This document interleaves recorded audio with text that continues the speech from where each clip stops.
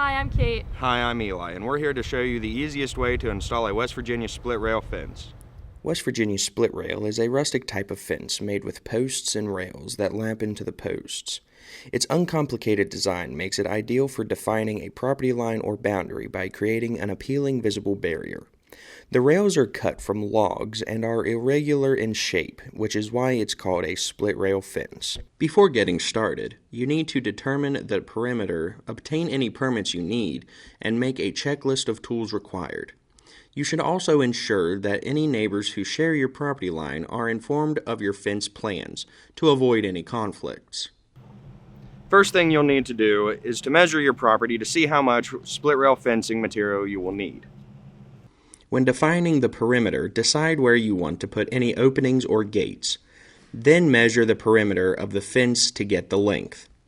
Take the length and divide by 10 to get the approximate number of posts needed.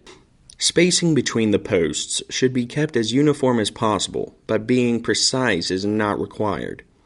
Fence rails are 11 feet long and are designed to overlap in the line posts.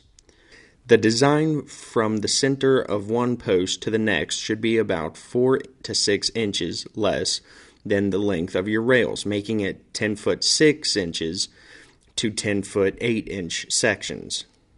You can mark the location for each fence post by laying the rails out as a guide. You will also need to decide how many posts you will need to be end or corner posts. It's important to call 811 before digging to identify any buried utilities. Your local utility companies will mark where any utility lines are buried. You should dig any holes that are within 2 feet of a marked utility by hand to avoid any damaging to the lines. Dig the first hole using a post hole digger or an auger. The holes should be 20 to 26 inches deep for a 36-inch to 42-inch tall fence. Using a level, make sure your post is plumb and then backfill with soil. Your post needs to be solid, so you should tamp and backfill every few inches. Now dig your hole for the second post just as you did for the first hole. Loosely place the second post in the hole and then insert the rails between the two posts. Once again, make sure your post is plumb and backfill the same way you did for the first post. Continue this process for each section of fence each time using the rails as a guide for where your posts need to be set. Your fence may require a corner post. Just like an end post, the holes do not go all the way through, and it is thicker than a line post. This particular post has holes on 2 sides to allow for a 90-degree turn in your fence. Rails that are set in end or corner posts should be nailed or screwed into the post, since the rails will not go all the way through. We chose to install a gate with this fence. A standard walk gate is 4 feet wide.